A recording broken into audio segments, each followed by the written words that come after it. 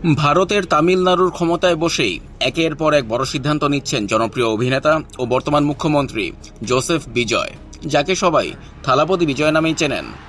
বিনামূল্যে বিদ্যুৎ দেওয়ার ঘোষণার পর এবার তিনি হাত দিয়েছেন রাজ্যের মদ বিক্রির উপর।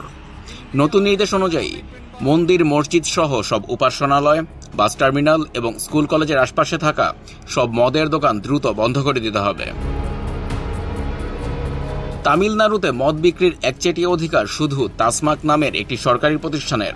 মুখ্যমন্ত্রী বিজয় জানিয়েছেন, শিক্ষা প্রতিষ্ঠান বা ধর্মীয় প্রতিষ্ঠানের 500 মিটারের মধ্যে থাকা এমন 717টি সরকারি মদের দোকান বন্ধ করতে হবে।